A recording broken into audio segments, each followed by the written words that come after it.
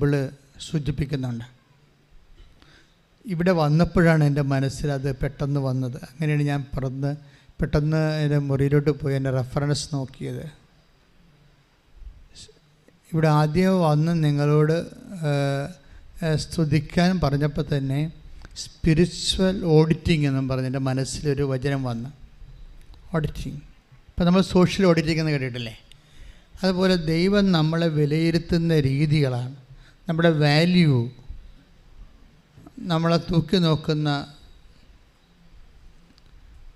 രീതികൾ ബൈബിളിൽ ഉടനീളമുണ്ട്. അതിലൊന്നാണ് സ്പിരിച്വൽ ഓഡിറ്റിംഗ്.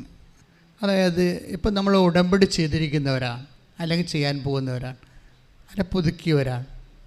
അപ്പോൾ ഉടമ്പടി ചെയ്യുമ്പോഴും പുതുക്കാൻ പോകുമ്പോഴും ഒക്കെ ദൈവം ഒരു പേഴ്സൺ ടു പേഴ്സൺ ആയിട്ടുള്ള ഒരു റിലേഷനാണ് വരണത്, അല്ലേ? അങ്ങനെ ഒരു റിലേഷൻ ലോകത്ത് ഒരിടത്തും സാധ്യമല്ലെന്നല്ല, ഇല്ല. ഇത് അമ്മ മാതാവ് ജീവനോടെ പ്രത്യക്ഷപ്പെട്ടതിൻ്റെ ഭാഗം ആയിട്ട് 2004 അമ്മ പ്രത്യക്ഷപ്പെട്ടത്.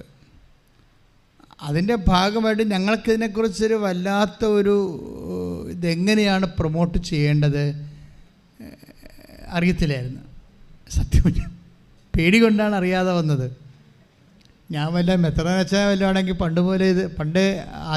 ആദ്യകാലം തന്നെ ഇത് പ്രൊമോട്ടായി പോയനും. ഞാൻ സഭയിലൊരു എളിയ ശുശ്രൂഷനായത് കാരണം അമ്മ എന്നെ വന്ന് കണ്ടതും സന്ദർശിച്ചതും സമയഘടികാരം നെഞ്ചിൽ ചാർത്തിയതും ദുരന്തമുണ്ടാകുമ്പോൾ പ്രാർത്ഥിക്കണമെന്ന് പറഞ്ഞതും ഒക്കെ സഭയോട് പറയാനും പൊതുസമൂഹത്തിൽ അവതരിപ്പിക്കാനും എനിക്ക് പരിമിതികളുണ്ട്.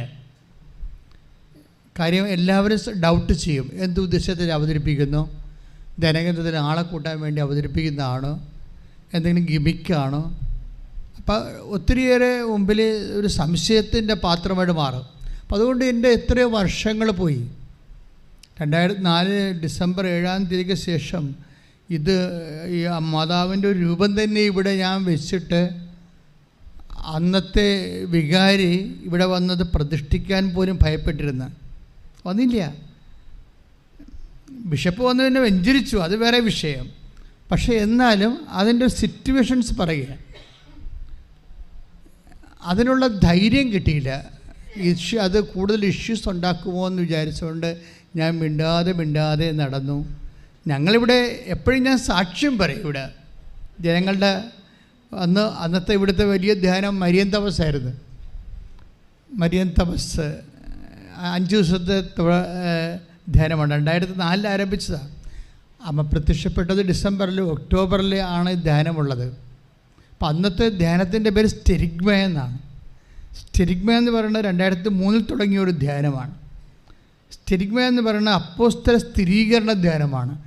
ആ ധ്യാനം കഴിഞ്ഞ് പുറത്തിറങ്ങി 10, 12 പേര് 20 പേർക്ക് ധ്യാനം കൊടുക്കത്തുള്ളൂ.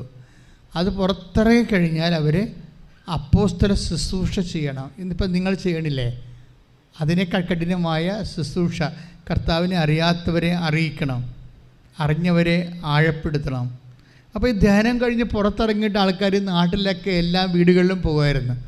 പോയിട്ട് യേശുവിനെക്കുറിച്ച് സംസാരിക്കുമായിരുന്നു. നിങ്ങൾ പത്രം കൊടുക്കുക മാത്രമല്ല ചെയ്യുന്നുള്ളത്. പണ്ടങ്ങനെ അല്ലായിരുന്നു ഇവിടെ ചെയ്തുകൊണ്ടിരുന്നത്.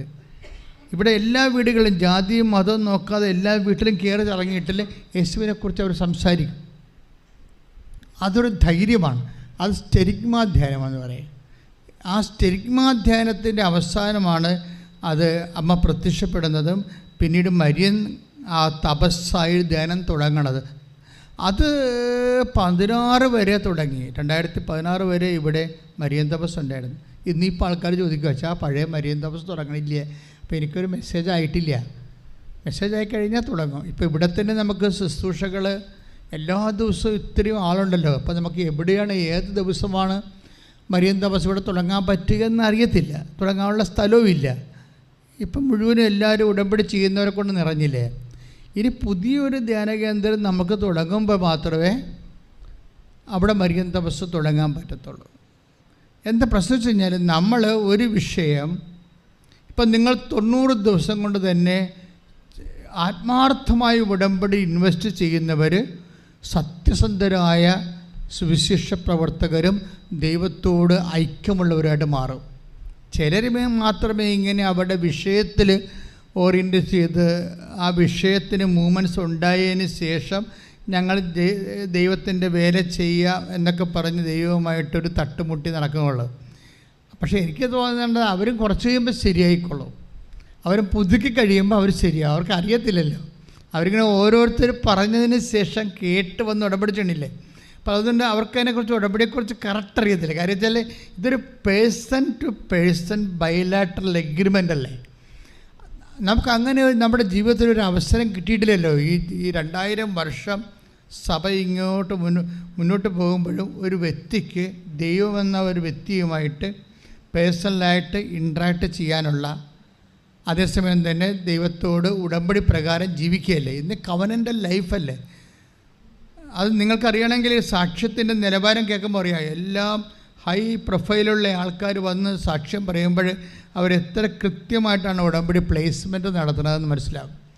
ചിലർ മാത്രമേ ഒരു പ്രാർത്ഥനയായിട്ടൊക്കെ അത് മാറ്റുന്നുള്ളൂ. അവർക്ക് അറിയത്തില്ല. അവർ പുതുക്കി കഴിയുമ്പോൾ അവർക്ക് മനസ്സിലാവുകയും പ്രാർത്ഥനയും കൊണ്ട് മാത്രം ഇരുന്ന ഉടമ്പടി വർക്കൗട്ട് ചെയ്യത്തില്ല, ഉടമ്പടി വിരിയത്തില്ലെന്നറിയാം. നിങ്ങളെ പ്രത്യക്ഷീകരണ പ്രാർത്ഥന മാത്രം ചൊല്ലിക്കൊണ്ടിരുന്ന ഉടമ്പടി വിരിയത്തില്ല. കാര്യം എന്താണ്? അത് ചെയ്യുന്ന പദ്ധതിയാണ്. ഇപ്പം ചെയ്യുന്ന പദ്ധതിക്ക് പക്ഷേ അതിനുള്ള ഇന്ധനം നമുക്കുണ്ടാവണം. അതാണ് ഞാൻ സ്പിരിച്വൽ ഓഡിറ്റിംഗ് എന്ന് പറഞ്ഞത്. ഞാനിവിടെ വന്നപ്പോൾ തന്നെ ഈശോ പറഞ്ഞു സ്പിരിച്വൽ ഓഡിറ്റിംഗ്. അപ്പോൾ അതെന്താണെന്ന് എനിക്ക് അറിയത്തില്ല. സോഷ്യൽ ഓഡിറ്റിംഗ് എനിക്കറിയാം. അപ്പോഴേ എൻ്റെ മനസ്സിൽ വന്നത്, നിങ്ങളെ എനിക്കറിയാം, നിങ്ങളിൽ ദൈവസ്നേഹമില്ല. അതാണ് നിങ്ങളെക്കുറിച്ച് കിട്ടിയ ഫസ്റ്റ് മെസ്സേജ്. അതാണ് ഞാൻ പുറത്തേക്ക് പോയിട്ട് ആ മെസ്സേജ് എടുത്തത്. 5:42 ആ മെസ്സേജ് ഉള്ളത്. യോഹന്നാന്റെ സുവിശേഷം 5:42. സ്തുതിക്കട്ടെ. ഹല്ലേലൂയ ഹല്ലേലൂയ ഹല്ലേലൂയ ഹല്ലേലൂയ ഹല്ലേലൂയ യേശുവേ നന്ദി, യേശുവേ സ്തുതി. ഹല്ലേലൂയ ഹല്ലേലൂയ ഹല്ലേലൂയ ഹല്ലേലൂയ ഹല്ലേലൂയ ഹല്ലേലൂയ. യോഹന്നാൻ 5:42. യോഹന്നാൻ 5:42. എനിക്ക് നിങ്ങളെ അറിയാം. കേട്ടെ, എനിക്ക് നിങ്ങളെ അറിയാം. എനിക്ക് നിങ്ങളെ അറിയാം, നിങ്ങളിൽ ദൈവസ്നേഹമില്ല. ബേസിക് ആയിട്ടുള്ള ദൈവ അസസ്മെൻ്റ് അതാണ്. Basic assessment.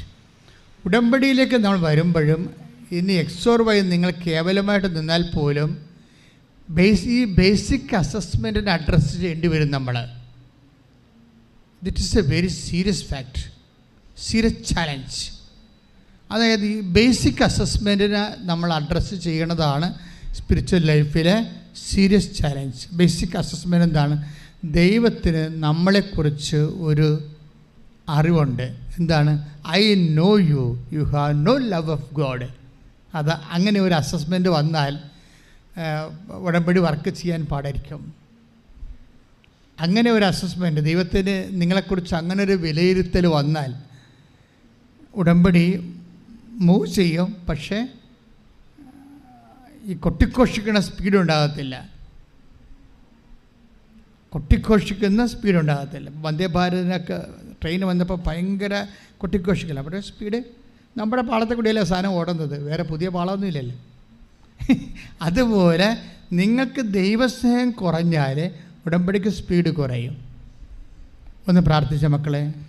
കർത്താവായ ദൈവമേ, എന്നിൽ ദൈവസ്നേഹം നിറയാൻ എന്നെ അഭിഷേകം ചെയ്യണം. പരിശുദ്ധ അമ്മേ, ദൈവമാതാവേ, അമ്മയിലുണ്ടായിരുന്ന അതേ ദൈവസ്നേഹത്താൽ എന്നെ അഭിഷേകം ചെയ്യണം. ശ്രുതികട്ടെ. ഹല്ലേലൂയ ഹല്ലേലൂയ ഹല്ലേലൂയ ഹല്ലേലൂയ ഹല്ലേലൂയ.